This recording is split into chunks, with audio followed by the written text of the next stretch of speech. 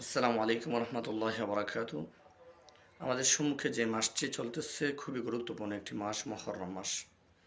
এ মাসের রোজা সম্পর্কে হাদিসের মধ্যে এসেছে, মুসলিম শরীফের 2645 নম্বর হাদিস, আবু হুরায়রা রাদিয়াল্লাহু তাআলা আনহু থেকে বর্ণিত।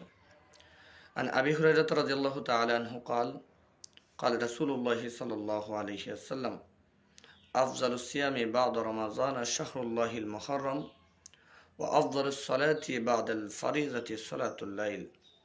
আবু হুরায়রা রাদিয়াল্লাহু তাআলা আনহু তিনি নিজে বলেন, আল্লাহ রাসূল সাল্লাল্লাহু আলাইহি ওয়াসাল্লাম বলেছেন যে রমজানের রোজার পর সবচাইতে শ্রেষ্ঠ রোজা হচ্ছে আল্লাহর মাস মুহররম মাসের রোজা। ওয়া আফজালুস সালাতি বাদাল ফারিজাতি সালাতুল লাইল, এবং নামাজ সমূহের মধ্যে ফরজ নামাজের পর সবচাইতে শ্রেষ্ঠ নামাজ হচ্ছে রাতের নামাজ, তাহাজ্জুদের নামাজ। তাহলে এই হাদিস থেকে আমরা জানতে পারি যে মুহররম মাসের একটি রোজা আল্লাহর কাছে অনেক গুরুত্বপূর্ণ এবং অনেক ফজিলতপূর্ণ। এমনকি রমজানের রোজার পর বাকি যত রোজা আছে সবগুলো রোজার চাইতে শ্রেষ্ঠ রোজা হচ্ছে মুহররম মাসের রোজা।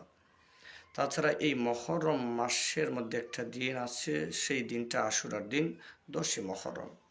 এই দিনের রোজা সম্পর্কে আল্লাহ রাসূল সাল্লাল্লাহু আলাইহি ওয়াসাল্লাম বলেন, সিয়ামু ইয়াউমি আশুরা ইন্নী আহতাসিবু আলাল্লাহি আইয়ুকাফিরাস সানাতাল্লাতী ক্বাবলাহু ওয়াস সানাতাল্লাতী বাদাহু। আল্লাহ রাসূল সাল্লাল্লাহু আলাইহি ওয়াসাল্লাম আশুরার দিনের রোজা সম্পর্কে বলেন যে আমি এর বিনিময়ে আশা রাখি আল্লাহ রাব্বুল আলামিন আমার বিগত এক বছরের গুনাহ মাফ করে দিবেন। তাহলে আমরা জানতে পারলাম যে কেউ যদি আশুরার দিনের রোজা রাখে তাহলে আল্লাহ রাব্বুল আলামিন তার বিগত এক বছরের গুনাহ মাফ করে দিবেন।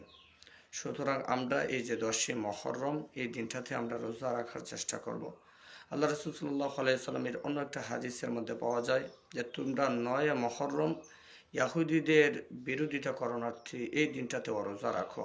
আমি যদি আগামী বছর বেঁচে থাকি তাহলে 10ই মুহররমের সাথে 9 আরেকটা দিন আমি রোজা রাখবো। তাহলে প্রিয় বন্ধু আমার, আমরা যারা রোজা রাখবো, হয়তো আগামীকাল বৃহস্পতিবার 9ই মুহররম এই দিনটাতে রোজা রাখবো, অথবা এর পরের দিন যেই 10ই মুহররম সেই দিনটাতে রোজা রাখবো, অথবা আমরা 10ই মুহররম শুক্রবার যেটা আছে এই দিনটাতে রোজা রাখবো, এবং এর পরের দিন 11ই মুহররম শনিবার এই দিনটাতেও রোজা রাখবো। আল্লাহ রাব্বুল আলামিন আমাদের সবাইকে যেন কমপক্ষে হলেও আশুরার দিনগুলো রোজা রাখার তৌফিক দান করেন। আমিন। আসসালামু আলাইকুম রহমতুল্লাহ।